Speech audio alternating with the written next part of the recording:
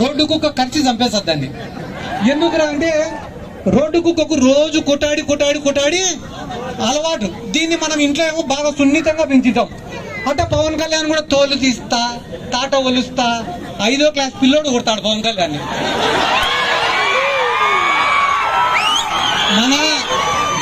మన గవర్నమెంట్ స్కూళ్ళల్లో చదువుకునే 5వ క్లాస్ పిల్లోడు కొడతాడు. ఎందుకురా అంటే ఈ పిల్లల కష్టాలు తెలుసు, నష్టాలు తెలుసు, అవమానాలు తెలుసు, బాధలు తెలుసు, ఇబ్బందులు తెలుసు. కాబట్టి వీళ్ళకేం తెలుసు?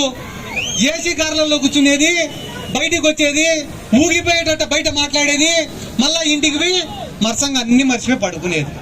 వాస్తవమే కదా. జగన్మోహన్ రెడ్డి గారు ఏ రోజన్నా కూడా పవన్ కళ్యాణ్ గాని ఇంకొకరిని గాని తప్పుగా మాట్లాడినాడా, దూషించినాడా? ఇదే పవన్ కళ్యాణ్ మైకు పట్టుకొని వీధి వీధి తిరిగి చెప్పినాడు. ఏమని? చంద్రబాబు నాయుడు, నారా లోకేష్ నా తల్లిని దూషించినారు, నా తల్లి గురించి తప్పుడు ప్రచారాలు చేశారని చెప్పి రాష్ట్రం అంతా తిరిగి చెప్పినాడు. అదే పవన్ కళ్యాణ్ ఈ రోజు ఏం చేశాడు? చంద్రబాబు నాయుడు సంఖ నాకుతాన్నమాట. వాస్తవమా కాదా? ఒక్కసారి ఆలోచన చేయండి. నేను మిమ్మల్ని అడుగుతాను, ఒక్క మాట చెప్పండి. మీ ఇంట్లో తల్లిని గాని, చెల్లిని గాని, భార్యని గాని ఎవడైనా కూడా తప్పుగా మాట్లాడితే ఏం చేశారు మీరు? తాట తీస్తావా? కొంతమంది వెనక పక్క వెరైటీ చెప్తారు, మాట్లాడకూడదు. వాస్తవానికైతే మన ఇంట్లో వాళ్ళ గురించి ఎవరైనా మాట్లాడితే కోపం వస్తే కొడతాం, తిడతాం, ఇంకా మనకు శక్తి ఉంటే నరుకుతాం. ఒకవేళ అది చేసే శక్తి కానీ మనకు లేకపోతే కనీసం అటువంటి వ్యక్తులకు దూరం ఉంటాం. లేదా ఏదో ఒక రోజు మనకు ఆ శక్తి వచ్చినప్పుడు గుర్తు పెట్టుకొని మరి తొక్కుతాం.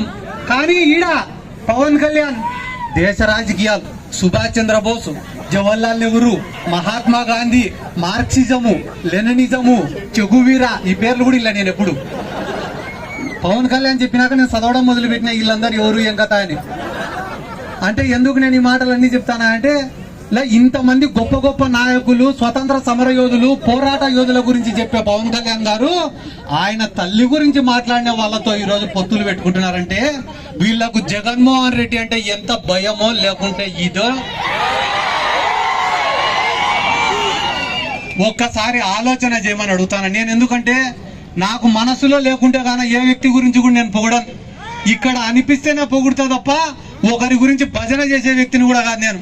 నేను మా ఊరి గురించే చెప్తాను. ఎక్కడి గురించో వైఎస్ఆర్ కాంగ్రెస్ పార్టీ పరిస్థితి ఎట్లుందో చెప్పడానికి ప్రపంచం అంతా తిరగాల్సిన అవసరం లే.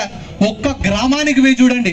నా సొంత గ్రామానికే నేను పోయి ఒకసారి సచివాలయంలో లిస్టు తెప్పించుకొని మా గ్రామానికి ఏమేమి వచ్చినారా అంటే సచివాలయాలు, ఆర్బీకేలు, హెల్త్ సెంటర్లు, మినీ గోడౌన్లు, నాడు నేడు కింద స్కూళ్ళు, ఎక్స్ట్రా క్లాస్ రూమ్లు, ఇవి కాకుండా ఇంటి పట్టాలు, ఇల్లులు, ఇవి కాకుండా 27 కోట్లు సంక్షేమ రూపకంలో డబ్బులు వస్తే ఇప్పుడు చెప్పండి అన్న, 2.5 లక్షల కోట్ల రూపాయలు ప్రజల అకౌంట్లో వేసిన జగనే రాకుంటే ఏం చేశాడని చంద్రబాబు నాయుడు వస్తాడో ఒక్కసారి ఆలోచన చేసుకొని చెప్పమని నేను అడుగుతున్నా. మళ్ళా చెప్తానా మాటిస్తానా, ఈ రోజు రాష్ట్రంలో, దేశంలో ఏ సర్వే తీసుకున్నా, ఏ ఇంటెలిజెన్స్ రిపోర్ట్ తీసుకున్నా, ఏ 10 మందిని అడిగినా వచ్చేది ఎవడరా అంటే ఇంకా నేను చెప్పినా కూడా బాగుండదు.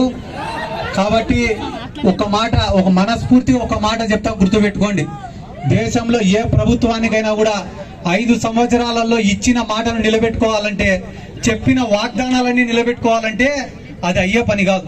60% వాగ్దానాలను నెరవేర్చినా కూడా ఆ ప్రభుత్వం పాస్ మార్కులు సాధించినట్టనే. కానీ మన రాష్ట్రంలో జగన్మోహన్ రెడ్డి గారు 95% వాగ్దానాలను నిలబెట్టుకున్నాడు. అది కూడా 5 సంవత్సరాల కాలంలో కాదు, కేవలం 3.5 సంవత్సరాల కాలంలోనే. మిగిలిన సంవత్సరంన్నర కాలం కూడా కరోనాకు పోయింది. ఆ కరోనా లాంటి క్లిష్టమైన సమయంలో కూడా ఇచ్చిన మాటను నిలబెట్టుకునే గొప్ప వ్యక్తి వైఎస్ జగన్మోహన్ రెడ్డి గారు. అటువంటి జగన్మోహన్ రెడ్డి గారి కోసం పోరాడడానికి నేను సిద్ధం. మీరు సిద్ధమా?